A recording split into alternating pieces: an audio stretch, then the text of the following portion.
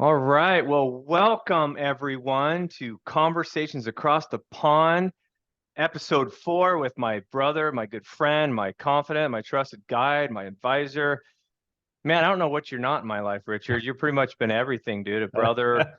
You've been somebody that's just been become so dear to me in just since last fall, and I feel like I've known you my whole life, and I'm just excited to jump on episode 4 with you today. We're gonna have some fun again, as always, in our conversation. And so, good afternoon to those in Europe land, and good morning to those that are here in the United States or Pacific time, haven't even woken up yet. So, welcome, Richard. Welcome everyone. Well, thanks, Steve. Welcome to yourself. I really appreciate your warm words there. And it's the 4th edition. It's the 4th series that we're making here.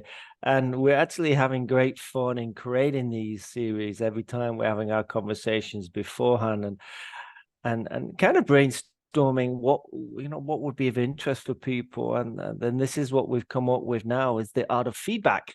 So the feedback part about what happens when you get feedback. And this was also stimulated from what we talked about in one of the other sessions about Phil Carroll, wasn't it? About his feedback. Pete Carroll, sorry, with his feedback with his players in the NFL world and how feedback is or can be misconceived into thinking, it's this way. No, it's this way. And how people perceive that is in that moment when they're receiving it. And where does it, or how does it relate to what's happening to you as an individual, and what can be done about it, and what can you see about it? I mean, there's so many questions that we could spill out to everyone, but I think I'm going to let Steve just start us off here, rolling us off on the art of feedback, and then let's see how it unfolds. You got it. And you see this beautiful whiteboard, wonderful handwriting. No, just joking. Some of you might not be able to read it, but that keeps us on track, by the way. I know for those visual learners out there. And this conversation came up really as a aftermath of a lot of questions that Richard and I get asked out out with leaders, everyday leaders, whether you're owning companies or people running staff or management or people in life and marriage. Feedback and how that's dealt with is a lot of the things I run into, and it goes perfect in line with, we started with engagement and culture, right? Our first 2 episodes. If you haven't listened to those, make sure you go back and that'll kind of bring us up to this point today. And then a couple of weeks ago, we talked about heart versus head, and I felt episode 4 with feedback is just a perfect transition into what we're talking about today, as it goes perfectly kind of in sequence with the development of our thinking, the development of how we're showing up, development of who we're being and becoming. And you'll see with the shirt today, the launch pad, right? This is the when I was at Kennedy Space Center, my favorite place in Florida that I've been to so far since moving here a year ago. And I think about this often because I think about what type of feedback is necessary to get to the moon, to accomplish these great missions that take so much effort, toil, energy to get to where they're going to get to. And it takes feedback, constant feedback all the time to accomplish a big goal, a big mission, something that is greater than ourselves, right? But today we'll look at it in the context of just everyday feedback, right? And so as we go into this, one of the questions I have for you, Richard, I'll throw this at you, is you hear a lot about growth mindset, some of the work that Carol Dweck's done out of Stanford, and this idea that people are trying to push, hey, we want to have a growth mindset culture. We want people to be open to learning and welcoming conversations that might get sticky, like crucial conversations. We want people to be able to know that they can continue to progress and grow as an employee or a business owner. But yet, what comes in every time is this feedback. You'll see that here. This idea of feedback is negative, usually, for most cases. Why do you think that is, Richard? Why do you think feedback meets the instant resistance to it? Well, I mean, Carol's work has been really great, and I had the book as well, and I read that several times, and I think it really allows us to explore the possibilities there of that growth mindset. But it's about the beliefs we have. Mm. And yeah, okay, we're wanting the teams to have a growth mindset. We want them to be open. But if they've had periods of years of beliefs that feedback is negative and bang, bang, bang, bang, the question is, in what ways can we change that? In what ways can they change that? But first of all, I think what is being able to see is that recognition that, oh, I've been thinking of feedback as being negative all the time. Whereas others would see that actually feedback is actually a positive way. And it's the way we've been educated. Mm-hmm. It's the way we've seen things in our life and our social being with our friends, playing sports, working. That experience when you first worked, how did you react to feedback? In what ways did you receive that feedback? Was you at the time feeling okay? Was you feeling uncomfortable? What thoughts, what feelings were being brought up about it? That's the reflection that you need to look at. It's nice to read these books. And don't get me wrong, these books are great education of knowledge and wisdom. That's inside us as well. But you've got to do the work internally. Mm-hmm. We can talk about this, we can share, but you have to go with someone, a coach, mentor, whoever you feel is comfortable to listen to. It could be even a lamppost if you wish to. I know Michael Neal's talked about his lamppost experience. That in itself is saying something about the work has to be done inside. So I think the first part is do you see what that feedback is? Is it positive to you, or is it a negative understanding, a belief about yourself? Yeah, that's a great place. And that's where actually a lot of our coaching, right? You and I, a lot of our conversations with clients that we serve or organizations that we work with it comes down to the belief system, right? And this idea of where's our identity and our ego, our beliefs, the things that are underneath the iceberg that most people don't see or talk about, typically is where we need to go in order to unpack some of those things that come up, right? For instance, when I go to an organization, if I was to present this to a group, which I actually am next month, right out on the West Coast in California, and the first question I always pose, and this tells me how people receive feedback from the start, I would just say a question like, Richard, can I have a word with you in my office, please? This will be real quick. This won't take much time at all. What do you think the response from most people is going to be on that question? Well, I think they're going to say, what have I done wrong? Yes. What is it that you need to talk to me about? So they're already creating an expectation that they may have done something wrong. Yeah. So it's already as an instant response, right? That first knee-jerk response is, what did I do wrong? What now? Almost going down into this identity of must be something bad. I don't know yet, though. I don't have the facts. I don't know what they're going to say to me. I don't know if but my instant response was from a negative standpoint, right? And so right there, those indications of like, what's that piece within me that is responding and assuming that it's going to be something that's not helpful and beneficial and going to be a good thing. It's going to be a positive engagement, so to speak. And so interesting to notice that piece that comes up for us when we're looking at feedback as negative versus feedback as welcomed and necessary. Right? You see Michael Jordan on my wall behind me. One of the reasons he's up there is because my dad painted it for me when I was 13. So it makes me think of just how brilliant my dad is and how wonderful he painted that for me when I was a teenager.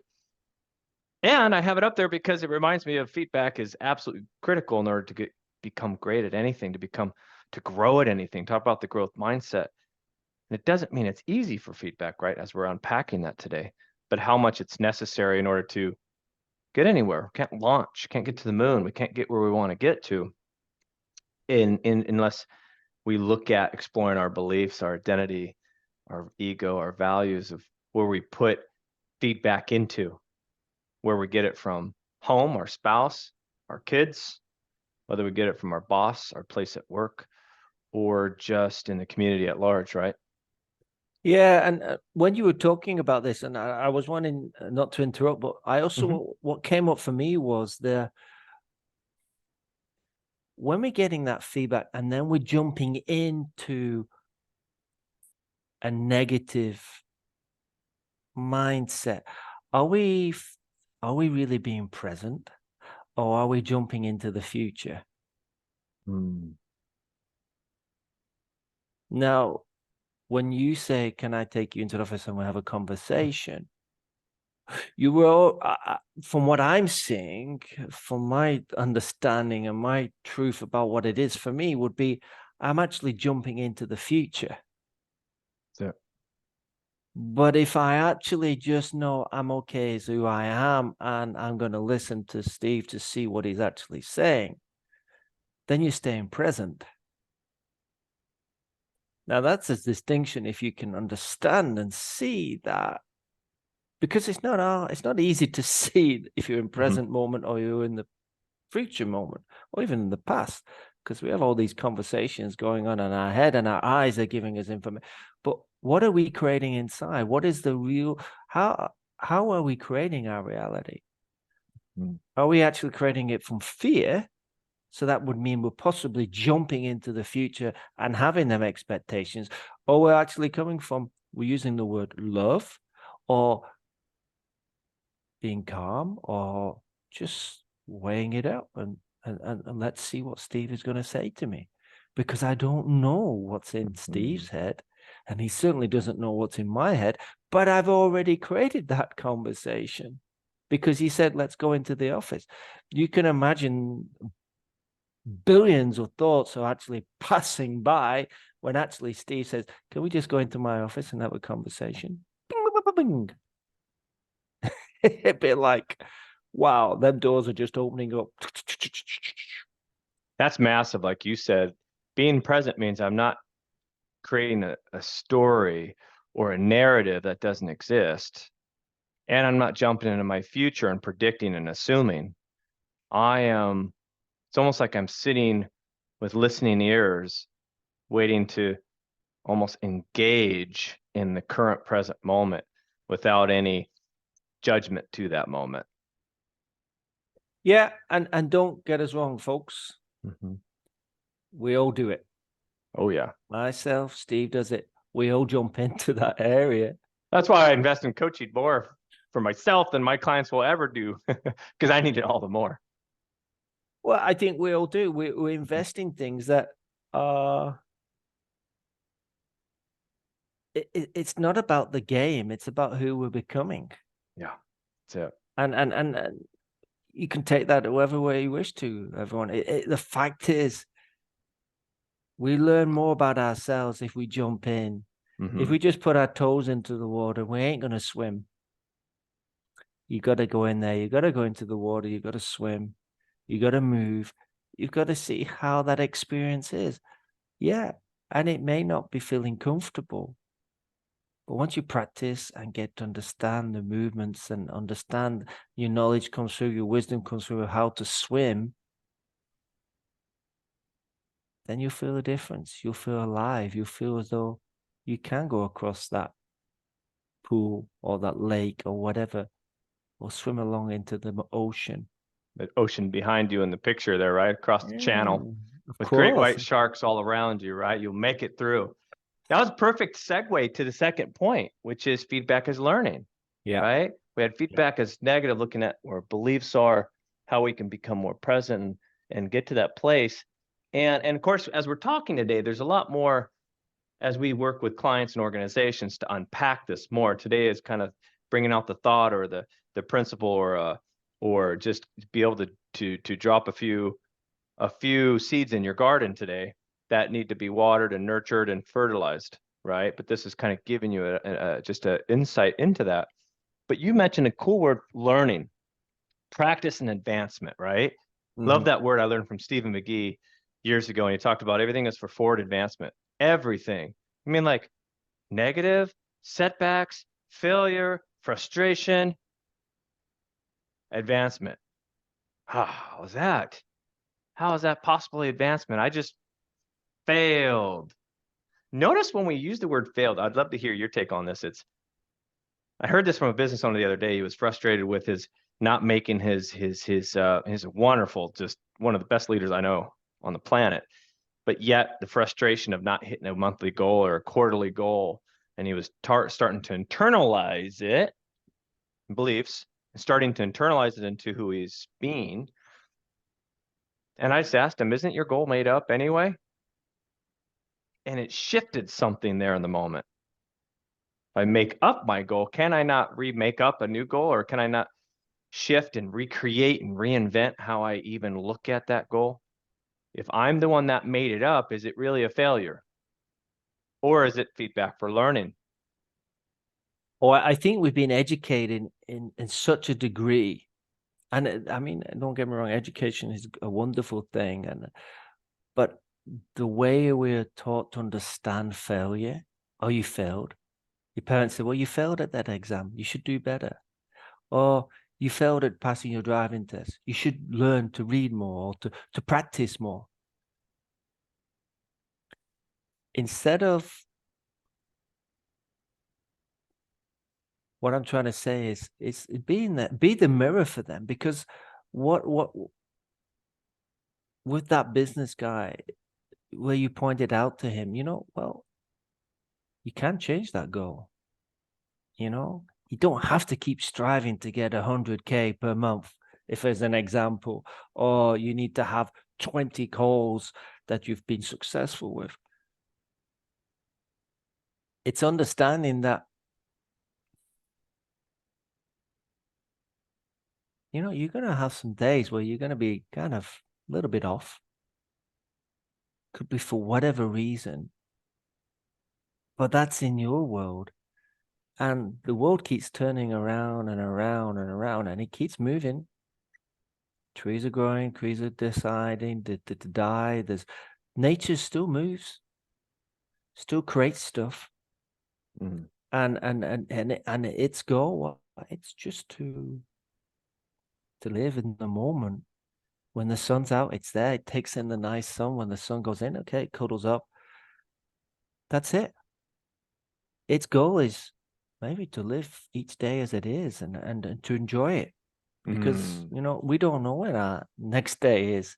Really don't know. And I think having the fun of, okay, well, what was wrong with them goals? Okay, well, possibly I achieved too much. Possibly I was not having fun in reaching them goals. And maybe, the goals was, I set the bar too high. There's then possibilities that you may be setting the goals too high. And maybe it's kind of saying, okay, well, I'm okay to take a few clients or a few orders that are less than normal, because I've set my high. I want $20,000 of orders, but maybe offering one or two orders at $5,000 instead. But you actually are still serving the person in the same way. It's who you're becoming. It's that essence of, I'm okay. Things will sort itself out. Instead of trying to control it, I want to get that amount of. No, you can't control that. You can't control it. That's it. You can't control the outcome. I love what you're saying there. It's good. It's a good indication too, if I'm ready to scale, continue where I'm at and scale up. It's the resistance I meet with change and challenge, right? The more I expand into the unknown, the uncertain, the more it's going to stretch me. I can stay the course and go, okay, I know what this is okay. It's perfectly normal. Carry on. Or it could also be a representation of maybe I outstretched where I really want to be. Why am I doing this to begin with? Why, what's the whole point of doing this?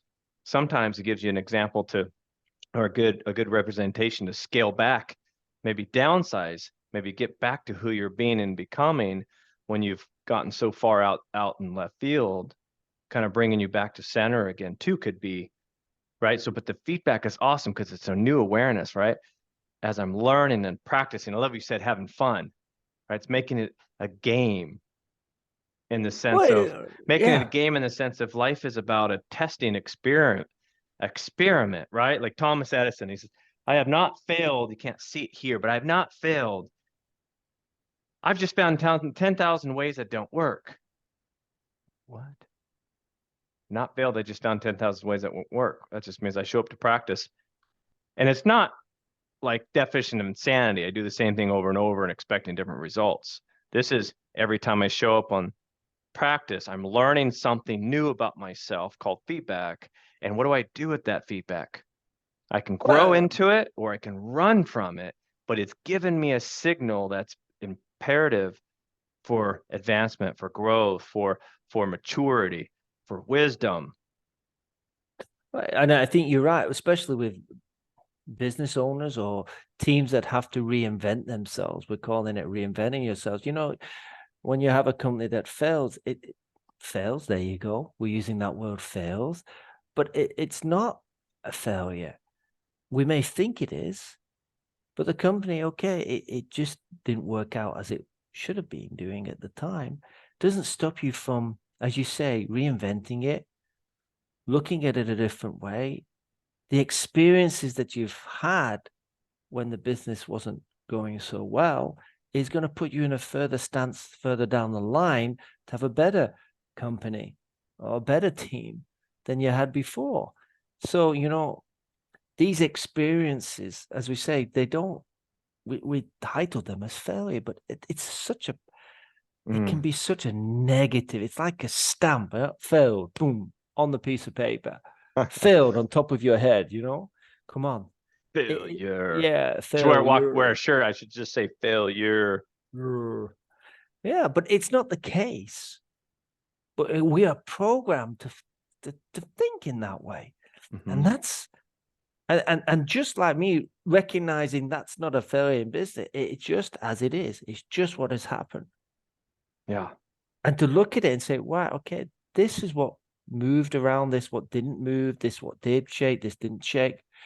And then, okay, let's start again. Let's create something different, or create something with a different approach or a different understanding. If we go about doing the same thing and creating the same thing, is it really going to work? Is it really going to be what we are wanting? And the question is, what do we want? Knowing that the feedback is there, what is it that we want? That's it. And that's key right there, is what do we want?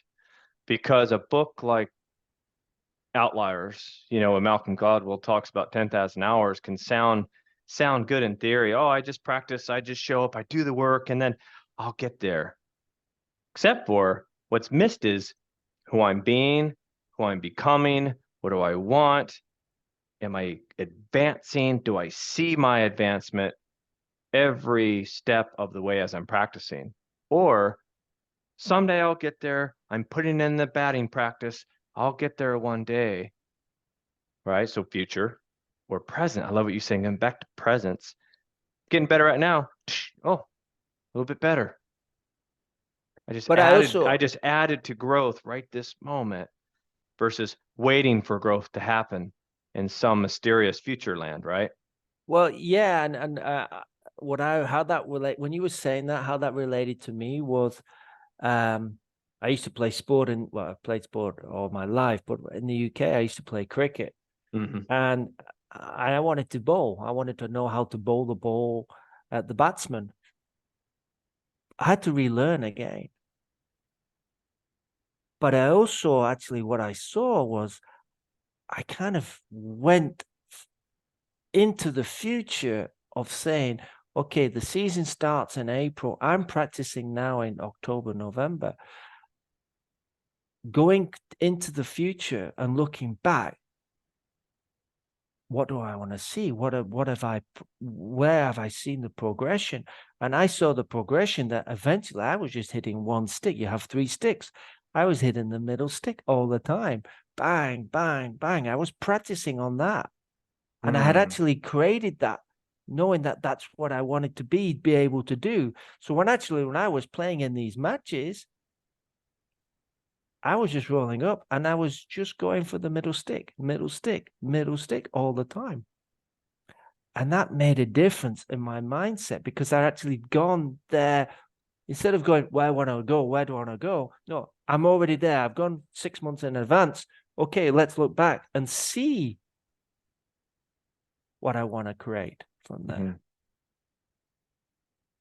Yeah. And if there's feedback along the way, that's great. And if there's practice and advancement on the way, that's great. And my belief system had changed. Instead of thinking, well, I'm going to bowl, I'm going to practice, and we'll see what happens. No, I got that energy, I got that fun, and I got that understanding that, let's look at it in 6 months' time. I've got that season starting, and I'd like to be, whoa, this is what's happening. Oh, I can see that when I get to the season, I'm ready to bowl and I'm ready to play. You can see the progression. Yeah. You can see the progression. And I love what you said there. In order to see the progression, you're able to highlight the gains. You're able to celebrate the wins. You're able to see those key moments versus rushing into your future or someday or looking at gaps all the time. Or I hope to get there. A lot of high performers, they struggle with this perfectionist mindset. Struggle with this, right? I haven't gotten there yet. Someday. Different from mastery. Mastery, right? It's I'm better. I can, like you said with cricket, I'm better every step I take out there of action, of doing in the sense of what I launch into the world. I'm getting better every single step. Am I where I want to be? No, because our vision continues to expand as we expand. Right? We'll never reached our vision because it continues to grow too. It continues. And it leads me to the third one, which is relationship, right? We talked about this and this is a cool continuation when we think about engagement and culture and heart. When I'm growing in who I am, I'm present, I'm growing in my ability to have fun, to see the progress, to see the gains as I practice. And this part of curiosity, we've talked a lot about this. We're going to keep coming back to it again because it's at the center heartbeat of always having a beginner's mindset for learning, listening, understanding, is this idea of now if I see feedback always from a curious mind, right? What is the opposite would be when my 9-year-old says, Daddy, I know that. And I'm like, oh, I can't, it's almost like, nails on a chalkboard or somebody just cussed at me, right? Because usually when I say, I know that, I now shut down, talk about the fixed mindset. I've shut down my openness to now receiving. And so when I work through this and I go, feedback is, I'm excited. Please tell me, teach me, show me. It's like, but you've been doing this for your whole life. Yeah, I don't know. You ever hear from people you and I know from our great mentors, and they're always like, Steve, the more I learn, the less I know. And I go, I thought you knew more than anyone else. So what do I know then? Right? Well, it's actually saying yes, yes, yes to everything because, that's it. Okay, people think, yeah, well, you should know this. Really? And you know about what? Because I don't know about this. We were all constantly learning about what it is to be a great team player or a great coach or a great leader or a great person as a partner, as a friend, as a lover. It's all about learning about ourselves so that we can enjoy it, because we do live on this earth a short time. That's it. That's why, as you said, that life is precious. It is short. It is moment by moment playbook, right? And curiosity is a superpower that we all have. We just forget about it because we rush into our future and anxiety, dwelling on our past, depressed. When we have this beautiful thing called curiosity that kids show us, my 2-year-old, the garbage man's coming down the road. He's waving. I took a picture. He made the garbage man's day. He's like, the garbage man's like, this is just kind of a low paid, I don't get, I don't get accolades. This is just, I have to deal with people's crap for a living. And the garbage man just smiled. My son's like, and he just waved. I go, see, you made that guy stay right there. My 5-year-old, he waves at everyone and says hi to everyone down the street. And I go, man, Caleb, you're like blasting it to the rooftops. I go, there's a certain curiosity that kids teach us. And somewhere along the line, we lose that because we're stuck in the narrative or we're living into the future. And kids are the best at being in the moment, and everything is exciting. Everything is interesting. Everything is an opportunity to receive. Yeah. Yeah. Because when we receive, we're giving, and giving is receiving. That's it's the same thing. Yeah. We're actually, that when your son's waving at that guy, your son is receiving an appreciation that he's acknowledging someone. He doesn't know who the dustbin man is. He just sees a guy in a truck. Maybe your son likes the big truck, maybe he likes the rubbish. Who knows? Yeah. And he's just appreciating in that moment that person, boy, driving. My son loved tractors. Whatever reason, my son loved tractors. And eventually I found someone who could sit on a tractor, and his face was just like, oh, he beamed. He just thought it was wonderful to be in a tractor. Isn't that something? When you're attracting, you're learning. And when you're learning, confidence grows. Notice up here we were dealing with ego, identity, limitations. Who am I? I'm not good enough yet. But when we're curious like a child, the childlikeness, not childish, oh, we can be that too. I certainly have those moments. But the confidence that's built and we're showing up curious, what comes from that is a confidence to step forward more and more and more into whatever it is that we're dealing with, whether it's work, home, and anything in between. Our confidence level goes. We get more courage, grows. Our ability to say, why not? Let's try it. Let's test it, right? And that grows. This confidence in who we are, being and becoming, grows as this is why I call it's the relationship with ourselves and others. Constant feedback. I love how we are great mentors that me and you follow, like Steve Harrison and Steve Chandler and Gary Mahler and Steve McGee and Rich Habits and all these great people that me and you get a chance to just learn and absorb from. It's always, everyone is my teacher. I'm like, oh, you mean everyone? Everyone. If I allow that to take place, because I'm curious, and then now I have confidence because, and you're great at this, Richard. You're one of the best I've seen at absorbing from everyone something to learn, and the confidence grows as you're learning with curiosity, because then the collaboration piece comes into play, right? The part where we call in coaching agreements. In the counseling world, they call it more on the boundaries, right, as a counselors. But on the coaching side, we call it more of coming into this place of agreement, coming to this place of like you said, I receive and I give. This place of relationship, I can now collaborate with others when I see feedback as a necessary means to growing. I can now always step in a collaborative relationship.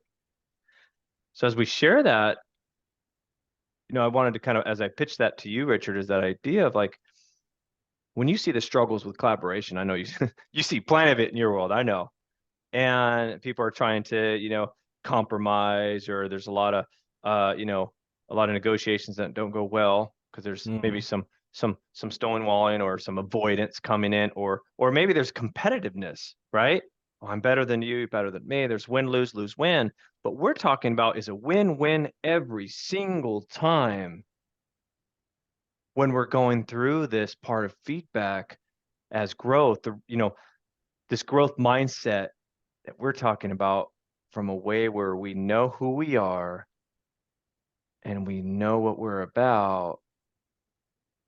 Now we can actually shake the hand of the person across from us differently. What's your thoughts on that? Well, I think it's appreciating that other person opposite of us, and acknowledging for who they are, being that's an expansion. But what I'm saying is, you and I, we've explored our relationship And, we're constantly having calls and ideas, and we're sharing things because we're getting that energy, that understanding. And it's a mirror. It's literally a mirror of who we are. And, I remember talking to one lad at the time, and he was saying, can I have a conversation? I said, yeah, I'm listening. And he was blah, blah, blah, blah, blah, talking, etc. I said, okay, what is it you want to say? And he went, oh, yeah, I want to say that. Okay. Do you know you're actually talking to yourself? Because all I'm doing is listening. And all I'm doing is bouncing back certain questions to you, and then you're responding. And actually, you've done all the work yourself because it was already there. Call it collaboration, call it relationship, call it whatever. We can play with these words. Confidence for me is like the hidden bad guy with his cloak on inside you going, ha ha ha, I'm here. But it's true. What is really confidence? Because what is it? Because everyone will have a different interpretation about it. Everyone will have a different interpretation about relationships. Yeah. I mean, really, everything boils down to a relationship. How you interact with someone. That's from it. Your service in the for your donuts, or your son. He's creating a relationship with the dustbin guy by waving. He doesn't know how else to communicate with the guy. He sees him in a big truck and he's like this, driving around. How's your son going to create that relationship? Puts his hand up and waves and says hello. There you go. There you go. And that's why relationships is the hardest thing that we'll ever do and the best thing that we'll ever do, because of this word feedback in between, how we interpret it, how we see it, how do we work through it. And I love where the confidence part is. You said that. For me, it's like I can show up naked and unashamed, and that Brene Brown vulnerability, right, comes up where it's like I can be myself, whether it looks like courage, whether it looks like taking action, whether it looks like shaking hand, doesn't matter. It's something of forward advancement. It's something that I'm moving forward instead of holding back, hesitating, resisting, letting fear grab the best of me, and seeing feedback as an absolute joy of welcome. It takes work though. You and I, we work on this so hard. This is why we're bringing it up today, because a lot of clients that we work with, those that will listen to this, it's a constant. It's a constant. That's why we show up to practice. That's why sports is always a good metaphor. It's like I'm waking up, showing to practice to get better. It's a real intentional way of being, right? A real intentional way of looking at feedback and welcoming something that somebody might feel like is a slap in the face, and we look at it and go, wow, that's the best thing that anybody's ever told me. It's like, oh, but that took growth to get to that place where it's like, even the hardest critics, I can welcome that, because if I don't make it about me and a story about my identity, there's no end to how much I can learn now. Yeah. And I can look at it another way. The feedback I'm getting as well from someone actually is telling me more about than the other person. What's going on in their understanding about what has been said or been done, be it in work, be it in sport, because we don't know. We're not in their heads of what's going on and them thoughts, what's really passing by. Why did they think? What were they thinking about? Why did they want to give us feedback? Now, they need to give feedback because their management's told them that you need to tell these people that we need to be moving forward, etc., etc. So you've got to give them feedback. But really, is that the case? Maybe more listening to your team first and then seeing if feedback is required or not. Which is a big piece of it, right? We talked about it last time with head versus heart. Like a heart is depositing of how we're showing up, engagement and culture. I'm depositing into a relationship early and often enough to when I do give feedback, it's coming with a welcome, because I know somebody is edifying, is supporting, is building me up, sees the good in me, wants to see me win in my marriage, in my life, and my kids, with my work. So they see feedback as, wow, this person must be speaking from the heart, yeah, not from the, what did I do head. wrong now? That's it. Yeah. It's it, right? And Yeah. and even though we talk about today, it kind of scratches the surface of it, but really it's kind of unpacking what books like Growth Mindset, great, but they don't get there. Outliers, it's a great book, but it doesn't get there. A lot of these books are wonderful as far as giving us starting principles or a thought, but we're unpacking the behind the human being factor in it, and the parts that take place in our thinking and our belief systems and who we are. And that's the exciting piece of what me and Richard get to do every day. I think it's like the best. I call it the best show on earth. I show up at popcorn and go, wow, that person's just like me. Huh. We get to work through this thing called feedback together, and it can be such a beautiful picture, like relationships, or it can be the worst thing that's ever happened in my life, like a nightmare. It's how I step into it, though, right?